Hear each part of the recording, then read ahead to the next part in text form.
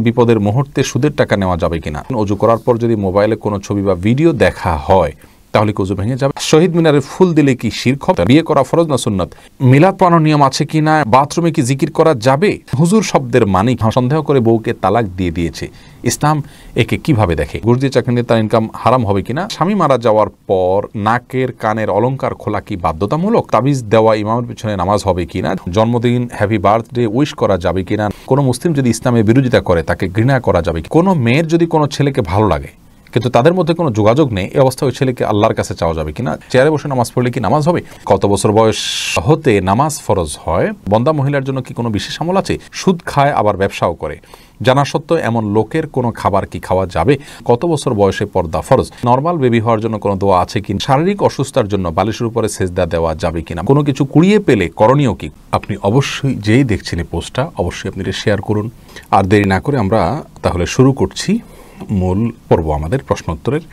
রিদওয়ানুল্লাহ জানতে চেয়েছেন ঘরের বাহিরে নারীর পোশাক পর্দা কেমন হওয়া উচিত, অন্য পুরুষ যেন তার শরীরের কোনো অঙ্গ প্রত্যঙ্গ দেখতে না পান বা বোঝা না যায়, প্রকাশিত না যায়, সেটাকে ঢেকে রাখা উচিত, তার দিকে আকৃষ্ট হওয়ার মতো কোনো পোশাক পরিধান করা উচিত নয়। আল্লাহ রাব্বুল আলামিন বলেছেন ওয়ালা ইয়াবদিনা যিনাতাহুন্না ইল্লা মা যাহারা মিনহা, মেয়েরা তাদের শরীরের কোনো সৌন্দর্য তারা প্রকাশ করবেন না। এবং আল্লাহ আরও বলেছেন ইউদনিনা আলাইহিন্না মিন জালাবিবিহিন্না, মুসলিম নারীদেরকে নির্দেশ করেছেন তিনি তারা যেন তাদের মাথার উপরে কাপড় বা ওড়না চাদর যেটাই দেয় যেন টেনে দেয়, তার মানে তাদের সৌন্দর্যগুলো যেন তারা প্রকাশ করে নেন। ফয়সাল হোসেন জানতে চেয়েছেন কোনো কিছু কুড়িয়ে পেলে করণীয় কি, কুড়িয়ে পেলে যদি খুব হালকা পাতলা ছোটোখাটো কোনো 5-10 টাকা হয় এমন জিনিস যেটা কেউ খুঁজে বেড়াবে না, তাহলে সেটা তিনি চাইলে নিজে ভোগ করতে পারেন, যদি গরিব হন আল্লাহ কাউকে দানও করে দিতে পারেন, নিজেও খেতে পারেন, অসুবিধা নেই।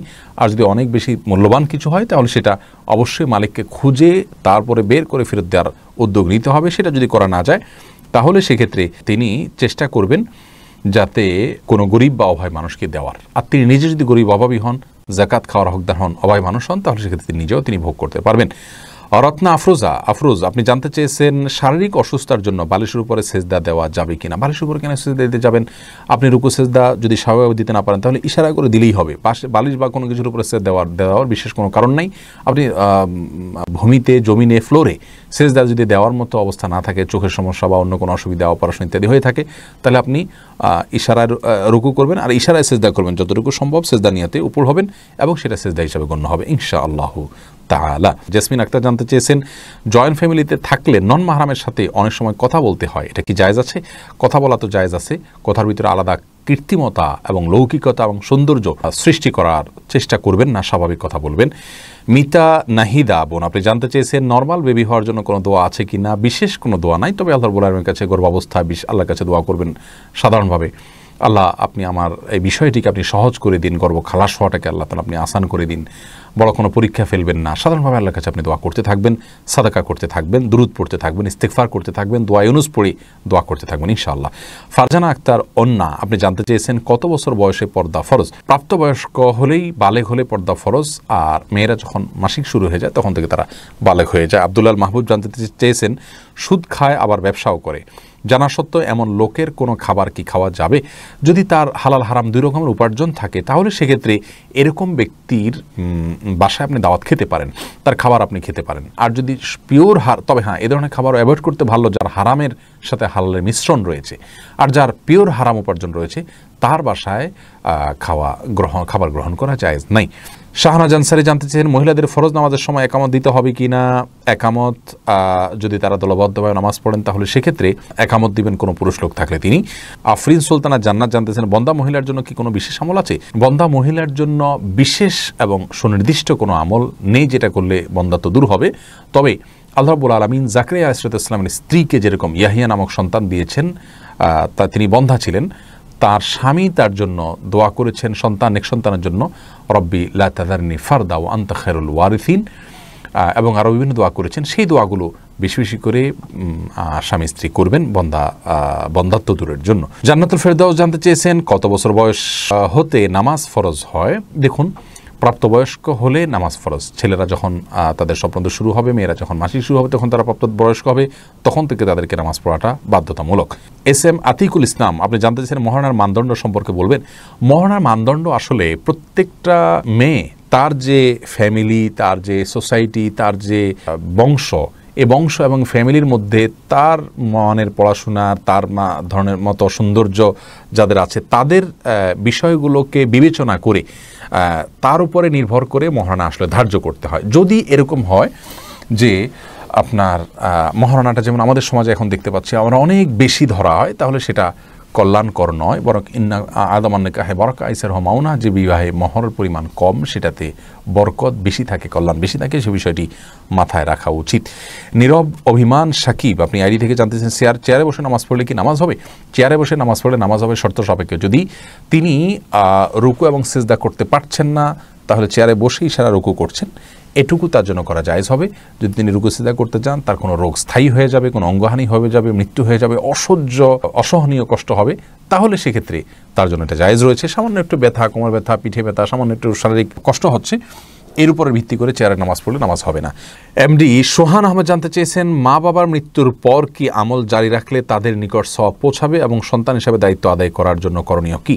এক সাহাবী এরকম একটি প্রশ্ন করেছেন। রাসূল আকরাম সাল্লাল্লাহু আলাইহি সাল্লামকে তিনি বলেছেন, তোমার বাবা, তোমার মা যিনি মারা গেছেন, তার সঙ্গী সাথী এবং তার সহচর যারা ছিলেন তাদের সাথে মা বাবার মতো স্নেহ, ভালোবাসা, শ্রদ্ধা তাদের সাথে জ্ঞাপন করবে, তাদের খোঁজ খবর নিবে, আর তাদের জন্য সাধারণভাবে দোয়া করতে হবে। সাদকায়ে জারিয়া হয় এরকম কোনো কাজ, যেমন টিউবওয়েল বসিয়ে দেওয়া, চলমান কোনো স্থায়ী কোনো উপকার হয়, মানুষের জনকল্যাণ হয়, বা কোনো ব্যক্তির একক ব্যক্তির কোনো স্থায়ী উপকার হয়, এরকম কোনো কাজ তাদের পক্ষ থেকে করা যেতে পারে, সেটা তাদের জন্য বেশি কল্যাণকর হবে ইনশাআল্লাহ।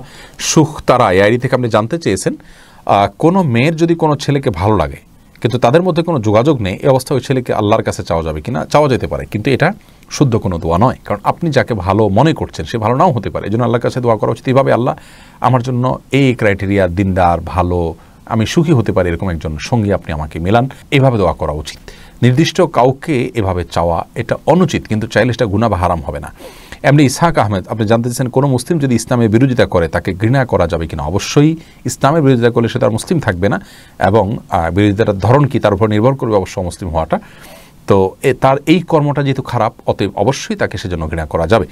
উম্মে সুমাইয়া জানতে চেয়েছেন, জন্মদিন, হ্যাপি বার্থডে উইশ করা যাবে কিনা? না বোন, এটি যেহেতু অমুসলিমদের কালচার, সেটি আমরা নিজেদের ভিতরে ধারণ করব না, আমাদের জন্য সেটি জায়েজ নয়। আবির হোসেন জানতেছেন, তাবিজ দেওয়া ইমামের পিছনে নামাজ হবে কিনা? যদি ইমাম বড় কোনো কুফরি বা শিরকে আকবর হয়, এরকম কিছু না করেন, তাহলে সেক্ষেত্রে, অর্থাৎ তাবিজের মাধ্যমে এরকম কিছু না করেন, শিরিক, কুফর ইত্যাদি না করেন, তাহলে সেক্ষেত্রে সাধারণ তাবিজ দেওয়া ইমাম হলে তিনি যদি কোনো এমন কিছুও লেখেন যেটা কোরআন হাদিসের আয়াত নয় কিন্তু শিরক কুফরও নয়, তাহলে সেক্ষেত্রে তার পিছনে নামাজ পড়া জায়েজ হবে, নামাজ হয়ে যাবে। রিমি আপনি জানতে চান, স্বামী মারা যাওয়ার পর নাকের কানের অলংকার খোলা কি বাধ্যতামূলক? জি, স্বাভাবিক অবস্থায় 4 মাস 10 দিন পর্যন্ত স্বামী মৃত্যুর পর স্ত্রী শোক পালন করবেন। এই শোক পালন সময়কালীন সময়ে তিনি অলংকার ইত্যাদি পরিধান করবেন না এবং সাধারণ জীবনযাপন করবেন। পোশাক আশাক সাধারণ থাকবে, সাজগোজ বলতে যেটাকে আমরা বুঝি সেটা তিনি করবেন না। এরপরে আবার ইদ্যত শেষ হয়ে গেলে আবার যথারীতি তিনি অলংকার ইত্যাদি পরিধান করবেন। গাজী আলামিন জানতেছেন, ঘুষ দিয়ে চাকরি নিয়ে তার ইনকাম হারাম হবে কিনা? ইনকাম হারাম হবে না যদি তার যে কর্মটা করে তিনি কাজ উপার্জন করছেন যদি হারাম না হয়। তবে তিনি ঘুষ দিয়ে চাকরি নিয়েছেন, সে কাজটি তার জন্য গুনাহ হবে, বিকল্প যদি কোনো ব্যবস্থা না থাকে। আর যদি নিরুপায় হন, ঘুষ ছাড়া চাকরি না হয়, তাহলে ঘুষখোর ঘুষ খাওয়ার হারাম, কিন্তু ওই ব্যক্তির জন্য দেওয়াটা হারাম হবে না, আর ইনকাম কোনো অবস্থাতে হারাম হয়ে যাবে না তার কারণে সারা জীবনের। শারমিন রহমান জানতেছেন, সন্দেহ করে বউকে তালাক দিয়ে দিয়েছে, ইসলাম একে কিভাবে দেখে? জঘন্য অপরাধ করেছে যদি কোনো স্বামী তার স্ত্রীকে সন্দেহের বশে তালাক দিয়ে দেয়, এবং এটা তার প্রত্যাহার করা উচিত। কারণ হলো, সন্দেহের বশে তালাক দেওয়া মানে হলো কারোর প্রতি জুলুম করা। নবী সাল্লাল্লাহু আলাইহি সাল্লাম স্পষ্ট করে আমাদেরকে জানিয়েছেন, ইয়াকুম আয-যান্না ফাইন্না যান্না আকযাবুল হাদিস, কুধারণা করাতে তোমরা বেঁচে থাকবে, কারণ এটা সবচাইতে বড় মিথ্যা। বিশেষ করে দাম্পত্য জীবনে শয়তান এ ধরনের কুধারণা সৃষ্টি করে এবং আমাদের ভিতরে অশান্তি সৃষ্টি করার চেষ্টা করে। মেহেদী হাসান জানতে চেয়েছেন, হুজুর শব্দের মানে কি? হুজুর মানে হলো উপস্থিত, এটা একটা সম্মান সূচক শব্দ, এটা নিয়ে অনেকে বাড়াবাড়ি করেন, এটা বলাতে কোনো অসুবিধা নেই। বাথরুমে কি জিকির করা যাবে? নুরুল হাকিম ভাই জানতে চেয়েছেন, বাথরুমে জিকির করবেন না, মনে মনে জিকির করতে পারেন, মুখে কোনো জিকির করবেন না, কারণ এটি আল্লাহর নামের উচ্চারণ সেখানে অসম্মানের কারণ হতে পারে। মিলাদ পড়ানোর নিয়ম আছে কি না? এমডি সার্জিল জানতে চেয়েছেন, মিলাদ বলতে কোনো কিছু ইসলামে নাই, তবে রাসূল আকরাম সাল্লাল্লাহু আলাইহি ওয়াসাল্লামের প্রতি দুরূদ প্রেরণ করা এটা উচিত। আর দুরূদ পড়ার জন্য দলবদ্ধ হওয়ার দরকার নেই, যার যার মতো দুরূদ পড়বেন, এটাই সুন্নাহ সম্মত। নামুন হোসেন জানতেছেন, বিয়ে করা ফরজ না সুন্নাত? বিয়ে করা সাধারণ এবং স্বাভাবিক অবস্থা সুন্নাত। স্বাভাবিক অবস্থা কাকে বলা হয়? অর্থাৎ একটা ব্যক্তি বিয়ে না করলে তিনি গুনাহে লিপ্ত হবেন না, বিবাহ করার সামর্থ্য আছে, এই অবস্থা বিয়ে করা সুন্নাত। বিয়ে না করলে তিনি গুনাহে লিপ্ত হয়ে যাবেন, আর সামর্থ্যও তার আছে।